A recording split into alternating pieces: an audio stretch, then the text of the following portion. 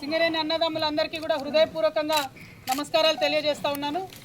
ఇవాళ తెలంగాణ రాష్ట్రంలో ఒక కొత్త రాజకీయ శక్తిగా మీ ఆడబిడ్డ తెలంగాణ రక్షణ సేన అనేటటువంటి పార్టీని పెట్టి మరి సింగరేణి యావత్తు మా అన్నదమ్ముల ఆశీర్వాదం కావాలని, మిమ్మల్ని అందరినీ మీ సపోర్ట్ కావాలని, మీ మద్దతు కావాలని కోరడానికి ఇక్కడికి వచ్చిన కాశీపేట మైన్లో ఉన్నటువంటి అన్నదమ్ములందరికీ కూడా హృదయపూర్వకంగా నమస్కారాలు తెలియజేస్తా ఉన్నాం.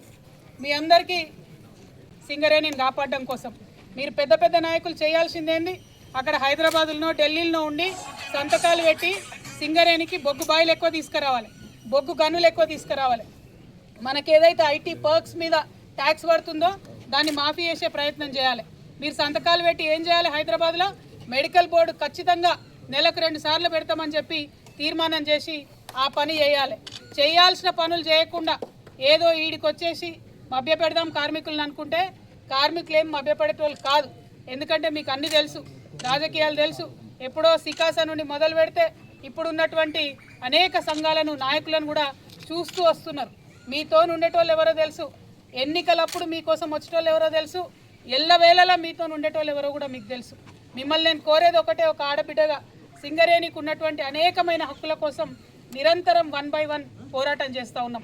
అందులో ప్రధానమైనది నేను ఆలోచన చేసేది, డిపెండెంట్ ఉద్యోగాలు ఏదైతే ఇవ్వాలనో అది మన హక్కుగా రావాలి. ఖచ్చితంగా దానికోసం నిరంతరం పోరాటం చేస్తూనే ఉంటాం. దాన్ని కొనసాగించే విధంగా మా వంతు ప్రయత్నం చేస్తాం. ఓవరాల్గా బొగ్గు బ్లాక్లు ఎక్కువ తెచ్చుకుంటే సింగరేణిలో దాదాపు 1,00,000 ఉద్యోగాలు ఇవ్వచ్చు. కానీ ఇలా జరుగుతున్నది ఏంది, కంప్లీట్గా ప్రైవేటైజేషన్ వైపోతున్నాం. అట్లా కాకుండా ఓపెన్ కాస్ట్ కొంత ఉన్న అండర్ గ్రౌండ్ మైన్లు ఓపెన్ చేయాలనేటటువంటిది మా నన్ను చూస్తూనే ఉన్నారు. టీఆర్ఎస్ పార్టీ వచ్చిన తర్వాత హెచ్ఎంఎస్తోని మేము కలిసి ముందుకు పోతూ ఉన్నాం.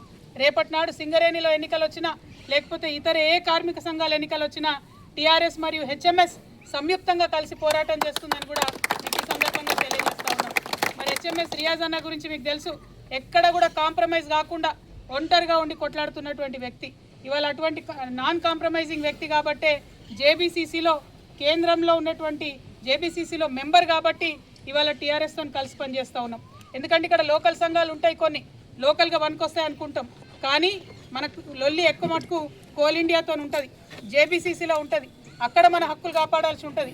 కాబట్టి హెచ్ఎంఎస్తోని టీఆర్ఎస్ జతగట్టిందంటే ఇవాళ సింగరేణి కార్మికుల కోసమే జతగట్టినామనే విషయాన్ని మీకు తెలియజేస్తూ ఉన్నా. మీకు ఒక చిన్న విషయం చెప్పాలి. మన సీఎంలను డిప్యూటీ సీఎంలను చూస్తుంటే ఒక కథ గుర్తొస్తుంది నాకు. ఒక పెద్ద మనిషి ఉన్నాడట, ఆయన దగ్గర ఒక కుక్క ఉన్నదట, ఒక గాడిద ఉన్నదట.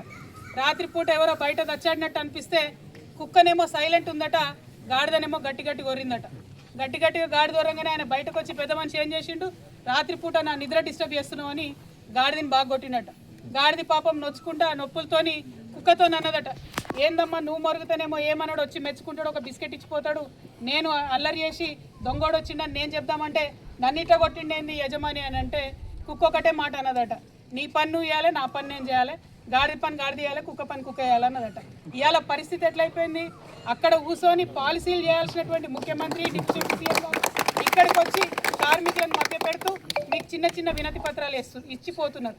అదా చేయాల్సింది ఏంది, సంతకం పెట్టి సింగరేణి సంస్థకు నష్టం రాకుండా ఏదైతే జెన్కోలో కానీ ట్రాన్స్కోలో కానీ గవర్నమెంట్ డిపార్ట్మెంట్స్ నుంచి 50,000 కోట్ల రూపాయలు పెండింగ్ ఉన్నది సింగరేణికి, అది ఇవాళ మీరు ఒక సంతకం పెట్టి అది ఇవ్వకుండా ఇక్కడికి వచ్చి కార్మికులు మభ్య పెడతా ఉన్నారు.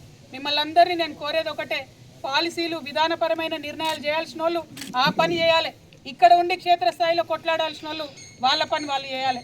కానీ అట్లా కాకుండా మిమ్మల్ని వాళ్ళ కన్ఫ్యూజ్ చేసే ప్రయత్నం చేస్తున్నారు. కాబట్టి ఆ విషయాన్ని మీరు గమనించాలని మేము కోరుతా ఉన్నాం. అన్ని 11 ఏరియాలకు కూడా తిరుగుతూ ఉన్నాం. ఇవాళ కాశీపేట నుంచే మరి బాయిబాట కార్యక్రమాన్ని మొదలుపెట్టినాం. నాకు చాలా ఇష్టమైనటువంటి సింగరేణి బిడ్డలతోని మరి ఈ వారం రోజులు కూడా కంటిన్యూస్గా మేము ఇంటరాక్షన్ చేస్తున్నాం. ఒక్కొక్క మైన్లో ఉండేటటువంటి సమస్యలు కూడా అర్థం చేసుకుంటున్నాం. ఇక్కడ కాశీపేట మైన్కి వచ్చే ముందు చెప్పిన